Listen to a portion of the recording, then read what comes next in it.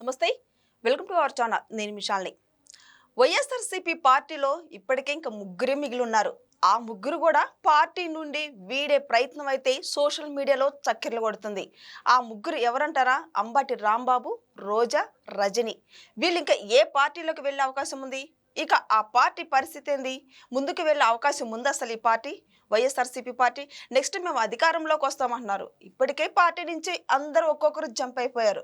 ఇక నెక్స్ట్ అధికారంలోకి వచ్చే అవకాశం కూడా లేదని సోషల్ మీడియాలో చక్కెర కొడుతుంది. అయితే దీని మీద పూర్తిగా విశ్లేషించడానికి మనతో స్టూడియోలో ఉన్నారు సీనియర్ జర్నలిస్ట్ దుర్గాకుమార్ గారు ఉన్నారు. వారిని అడిగి విషయాన్ని తెలుసుకునే ప్రయత్నం చేద్దాం. నమస్కారం సార్. నమస్తే అమ్మ శాలిని, మన వీక్షకులు కూడా. ఇప్పటికే వైఎస్ఆర్సీపీ పార్టీ ఉన్న సీట్లకి స్థానాలకే కూర్చుంది. అయితే ఇప్పటికీ ఆ పార్టీలో ఉన్న వాళ్ళు గొంతెత్తి మాట్లాడే వాళ్ళు ముగ్గురు కూడా పార్టీ వీడే అవకాశం ఉందని సోషల్ మీడియాలో గట్టిగా చక్కర్లు అయితే కొడుతుంది. దీని మీద మీ స్పందన ఏంటి సార్? ఇప్పుడు టైటానిక్ చాలా కాస్ట్లీ షిప్ కదమ్మా, చాలా బిగ్గెస్ట్ షిప్. అది ఫస్ట్ వాయేజ్లోనే మునిగిపోయింది. అంత పెద్ద షిప్ కదా అని మునిగిపోతున్నప్పుడు ఎవడన్నా దాంట్లో ఉంటాడా? ఉన్నారు కదా సార్, అందరు దుకేశారుగా. సేమ్ ఇది కూడా ఒక 20 నెలల పాటు ఎదురు చూశారు. ఇంకా ఏమన్నా పార్టీ ప్రజల్లో కనీసం ఏదన్నా కొంత పరపతి పెరుగుతుందా అని. కానీ ఎక్కడా కూడా జగన్మోహన్ రెడ్డి గారు ఆ పార్టీ పరపతిని పెంచగలిగే దశలో లేడు అనేది ఇప్పుడు మీరు చెప్పిన ముగ్గురికి అర్థం కాలేదని మీరు అనుకుంటున్నారా? వాళ్ళు సీనియర్ లీడర్స్, ముగ్గురు కూడా మాజీ మంత్రులు కూడా. తర్వాత మీరు అన్నట్టు వాయిస్ ఇప్పుడు వరకు కూడా వినిపించారు. ఏదన్నా ఒక అవకాశం ఉంటుంది ఏదైనా పార్టీకి గెలుపు అని. కానీ ఎక్కడ కూడా కనుచూపు మేరలో అటువంటి పరిస్థితి లేదు. జగన్మోహన్ రెడ్డి గారికి తన సొంత తల్లి చెల్లి కూడా పార్టీ అసలు వాళ్ళే మద్దతు లేదు. తర్వాత ఆయనతో పాటు ఆయనతో ఈ నేరాలు చేయించిన, ఆర్థిక నేరాలు, quid pro quo and money laundering చేయించిన విజయసాయిరెడ్డి ఆయనతో పాటు జైల్లో ఉన్న వ్యక్తి. ఆయన్ని 3 తరాల నుంచి ఆ కుటుంబాన్ని నమ్ముకున్న వ్యక్తే. ఈ జగన్మోహన్ రెడ్డితో లాభం లేదు, ఇతను అధికారంలోకి వచ్చే అవకాశమే లేదు. ఇతనికి అంత కోటరీలో బందీ అయిపోయాడు. కోటరీ చేతిలో ఒక పరిమితమైన వ్యక్తులు, వాళ్ళకి ఇష్టమైన వ్యక్తుల్ని ఆయన్ని కలవనిస్తారు. అంటే ఆయన చెప్పింది ఏంటంటే బయట పరిస్థితులు జగన్మోహన్ రెడ్డికి తెలియదు, జగన్మోహన్ రెడ్డి పరిస్థితి బయట వాళ్ళకి తెలియదు. ఆయన్ని ఇన్సులేట్ చేసేసారు అన్నట్టు.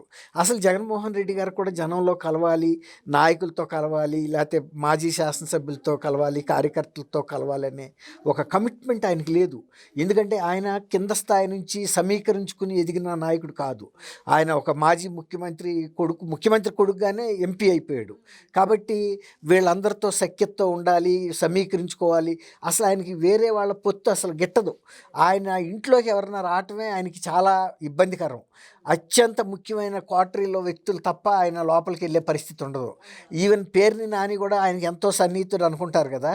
అప్పుడు ఒకసారి గుంటూరులో మిరప రైతులను పరామర్శిస్తానికి ఇతను కూడా హంగుదారిగా వెళ్తానికి అక్కడికి వెళ్ళాడు ప్యాలెస్కి. ఈయనకి ప్యాలెస్లోకి ప్రవేశం లేదు. ఆ గేటు దగ్గరే తచ్చాడతా ఆ కాన్వాయ్ లోపల నుంచి రాజు వెడలి రవితేజంగా అని జగన్మోహన్ రెడ్డి కాన్వాయ్ వస్తుంది కదా, అప్పుడు ఈయన కారు కూడా ఫాలో అవటమే తప్ప లోనకి పిలిచి కూర్చోబెట్టి సమస్థాయిలో వాళ్ళకి టీలు, ఒక మర్యాద, గౌరవం. ఇప్పుడు రాజశేఖర్ రెడ్డి గారు ప్రతిపక్ష నాయకుడిగా ఉన్నప్పుడు కూడా మేము 1990లో ఆ ప్రాంతంలో ప్రెస్ కాన్ఫరెన్స్కి వెళ్ళేవాళ్ళం ఆయన ఇంటికి. ఇక్కడే బంజారా హిల్స్ రోడ్ నెంబర్ 3లో ఆయన ఇంటికి వెళ్తే ప్రెస్ కాన్ఫరెన్స్ విలేకరులుగా మాకు ఇవ్వటం కాదు, ఎవరన్నా విజిటర్స్ క్యాంపస్లో ఎవరుంటే వాళ్ళకి అందరికీ టీ వెళ్తుంది. అది ఆయన పద్ధతి. ఆయన ఇంటి గడప లోపలికి ఎవరైనా వచ్చారని కాంపౌండ్లోకి, ప్రహరీ గోడలోకి, వాళ్ళకి ఆ మర్యాద అనేది ఆయన మొదటి నుంచి పెట్టుకున్న ఒక నియమం. అట్లా ఆయన పాటించాడు. కానీ జగన్మోహన్ రెడ్డి గారు ఎవరికన్నా టీ ఇవ్వటం అంటే అవమానంగా భావిస్తాడు. అంటే వాడికి కూడా మన సంస్థాయిలో మనం ఆతిథ్యం ఇవ్వాలా అనే ఒక ఇది ఉంటుంది. కానీ జగన్మోహన్ రెడ్డి గారిని నమ్ముకుని వాళ్ళ పార్టీలో ఇప్పుడు విడదల రజనీ ఉంది. విడదల రజనీ పరిస్థితి చిలకలూరుపేటలోనూ ఆమెకి స్థానం దొరకటం లేదు. పని రేపల్లి వెళ్ళమంటున్నారు. రేపల్లి వెళ్తే రేపల్లో అక్కడ తట్టుకోలేదు. ఇప్పుడు యాంకర్ శ్యామల కొత్తగా పార్టీలోకి వచ్చింది. ఆమెను ఇప్పుడు చిలకలూరుపేటలో కొత్తగా పెడదామని చూస్తున్నారు. దీంతో ఇప్పుడు అంత సీనియర్ని నన్ను కాదని ఆమెను తీసుకొస్తారన్న ఫీల్, ఇగో ఉంటుంది కదమ్మా. ఇప్పుడు విడదల రజనీ ముందు యాంకర్ శ్యామల ఎంత మొన్న వచ్చింది. కాబట్టి యాంకర్ శ్యామలకి ఒక రకంగా అదృష్టం. గెలవపోవచ్చు పార్టీ, ఒకసారి కంటెస్టెడ్గా చేస్తే కూడా ఆమె జీవితంలో అదొక పెద్ద అచీవ్మెంట్. ఆమె లెటర్ ప్యాడ్ మీద కూడా వేసుకునే అంత అచీవ్మెంట్. ఎట్లా అంటే కంటెస్టెడ్ ఎమ్మెల్యే అని గెలవపోవచ్చు, సీట్ ఇష్టమే ఎక్కువ. అట్లా ఇప్పుడు అంబటి రాంబాబు గారు ఉన్నాడు. అంబటి రాంబాబు పరిస్థితి ఎక్కడ అవకాశం వచ్చినా పోలీస్ మీద తిరగబడుతున్నాడు, ఏ, పార్టీని బాగా డిఫెండ్ చేస్తున్నాడు. కానీ ఇవాళ ఆయనకి సత్తెనపల్లిలో గెలిచే పరిస్థితి లేదు. ఆయన సొంత నియోజకవర్గం రేపల్లో వెళ్దామంటే విడుదల రజనీకి ఇస్తామని అనటంతోనే ఆయన కూడా కొంత నీరసపడ్డాడు. ఇప్పుడు ఇంకోటి ఏంటంటే ఈ ప్రచారం రేపల్లో కూడా జరిగింది. అంటే అంబటి రాంబాబుకి రేపల్ అసలు యాక్చువల్గా ఓన్ నియోజకవర్గం, ఆయన అంతకుముందు 2 సార్లు గెలిచిన నియోజకవర్గం. కానీ అక్కడ కూడా విడుదల రజనీని పంపిస్తారంటున్నారు అనేటప్పటికే అంటే ఇతను గెలవడనే రిపోర్ట్స్ ఏమైనా ఉన్నాయేమో అనే ఒక ఫీల్ వచ్చేసింది. తర్వాత ఇప్పుడు అంబటి రాంబాబు పరిస్థితి కూడా రెంట్కి చెడ్డ రేవడయ్యాడు. సత్యనపల్లిలోనూ లేదు, రేపల్లో లేదు. ఈమెదేమో చిలకలూరుపేట ఇస్తే నేను ఏదైనా గెలవగలుగుతానే ఉన్న ఆశ ఉంది. కానీ రేపల్లో అయితే అసలు లేదు.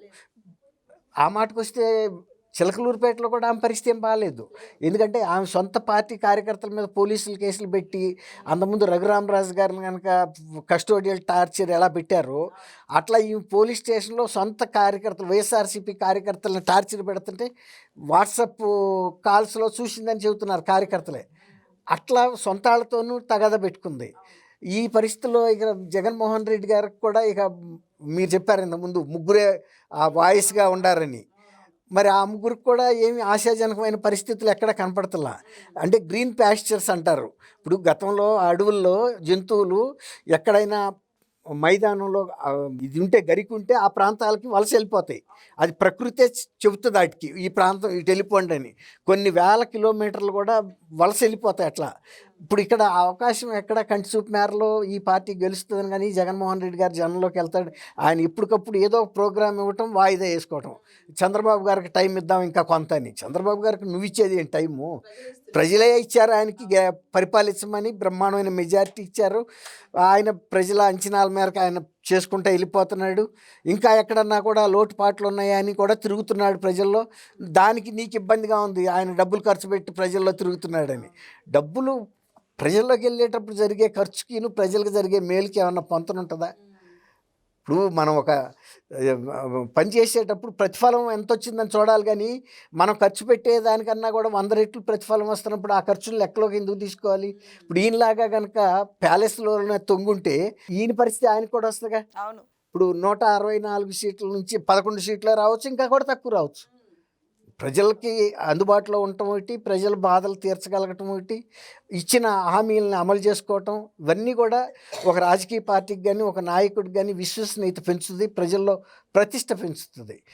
ఒకసారి నాకు అవకాశం ఇవ్వండి, నేను ఈ అవకాశాన్ని ఉపయోగించుకుని డబ్బుగా దోసుకుంటాను, మీ మీద దాష్టికం చేస్తాను, డబ్బే పరమావధిగా వచ్చే పార్టీలు నాయకులు బెస్ట్ ఉదాహరణ అంటే జగన్మోహన్ రెడ్డి గారిని చెప్పాలి. దేశంలో కూడా ఎవరన్నా ఏదైనా రాజకీయ పార్టీ కేవలం డబ్బు సంపాదన కోసం పెడితే వాళ్ళకి ఏ గతి పడుతుంది? అట్లాగే అధికారంలోకి వచ్చిన తర్వాత ప్రజలకు ఇచ్చిన హామీలను వదిలేసి వాళ్ళ మీదే దాష్టికాలు చేసి వాళ్ళ డబ్బులు వాళ్ళ రక్తమే పీలిస్తే ఆ నాయకుడు ఏమవుతాడు అనే బెస్ట్ ఉదాహరణ ఎక్కడన్నా చెప్పుకోదలిస్తే జగన్మోహన్ రెడ్డి గారిని మించిన ఉదాహరణ ఇప్పటికైతే లేదు భారతదేశ చరిత్రలో, భవిష్యత్తులో నేను చెప్పలేను. అట్లాంటి పరిస్థితుల్లో వైఎస్ఆర్సీపీ పార్టీలో సీనియర్ లీడర్లు ఇంకెందుకుంటారు? ఇప్పుడు శ్యామల్ లాంటిది అనుకో, జీవితంలో ఒకసారి టికెట్ వచ్చి ఓడిపోయినా పర్వాలేదు అనుకునేవాళ్ళు ఓకే, కానీ ఎక్కడో ఒకసారి మళ్ళీ మంత్రి పదవి కోసం ఆశించేవాడు, ఎమ్మెల్యే పదవి కోసం ఆశించేవాడు.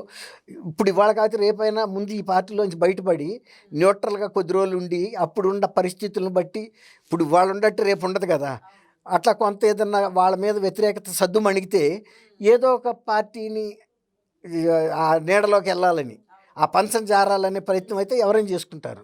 ఇప్పుడు ముందు ఈ కాలిపోతున్న ఇంట్లోంచి బయటకు వెళ్ళటం ముఖ్యం. తర్వాత ఏ ఇంట్లోకి వెళ్ళినా పర్వాలా, కాలిపోయే ఇంట్లో అయితే ఉండకూడదు కదా. ఇప్పుడు వాళ్ళ పరిస్థితి అది. బయటికి వెళ్ళి రోడ్డు మీద అన్నా నుంచుందాం కాసేపు, ఆ తర్వాత కాసేపటికి ఎక్కడో ఒక పంచలో మనకి చోటు చూసుకుని వెళ్ళిపోదాం అనే ఉద్దేశం మీద ఎమ్మెల్యేలు ఎమ్మెల్సీలు బయటకు వచ్చారు. ఇక లాస్ట్ ఇంకా మంత్రులు మిగిలి ఉన్నారు. మంత్రులు కూడా ఇంకా బయటకు వచ్చే అవకాశం ఉంది. మంత్రులు అంటే మాజీ మంత్రులు, వాళ్ళ మంత్రులు కాదు కదా. మాజీ మంత్రులకి వాళ్ళ వైఎస్ఆర్సీపీ వచ్చిన తర్వాత ఆయన 2 దఫాలుగా మార్చాడు మంత్రులు. ఇవాళ దాదాపు సగం మంది వాళ్ళ మంత్రులే ఉన్నారు. విలువైన మంత్రులకి అసలు చీఫ్ మినిస్టర్ దగ్గర అపాయింట్మెంటే పొందలేకపోయారు. ఇప్పుడు దాంతో పార్టీలో కూడా ఏమనిపించింది వాళ్ళకి, అసలు ఆయన మంత్రులకే ఇంటర్వ్యూలు ఇవ్వడు, ఇక అటువంటి వ్యక్తితో మనం ఇంకా ముఖ్యమంత్రిని చేయటం అనవసరం అని కూడా ప్రజలకి అర్థమైంది కదా. ఏదన్నా మంత్రులు కానీ శాసనసభ్యులు కానీ వాళ్ళ నియోజకవర్గాల్లో సమస్యలు పరిష్కరించుకునే దశ వాళ్ళకు ఉండిందా? ఏమి చేయలేకపోయారు. వాళ్ళే చెబుతున్నారు కదా, మేమేం చేయలేకపోయాం, జగన్మోహన్ రెడ్డి మాకు అవకాశం లేదు, కేవలం అధికారులకి అవకాశాలు ఇచ్చాడు, వాళ్ళ దయాదాక్షిణ్యాల మేము బతికాము. తర్వాత ఆయన సొంత డబ్బులు సంపాదించుకోవడానికి టైం అంతా ఖర్చు చేశాడు, కానీ ఏ నియోజకవర్గంలో ఏ సమస్యలు ఉన్నాయి, దానికి నిధులు ఎట్లా ఇవ్వాలి అనేది మమ్మల్ని ఏనాడు పిలిచి అడగలేదు. దాంతో ఇప్పుడు ఆయనతో పాటు మాకు మంచి పేరున్నా కూడా ఆయన మీద ఉన్న వ్యతిరేకతతో మేము కూడా ఓడిపోయామని చెప్పారు.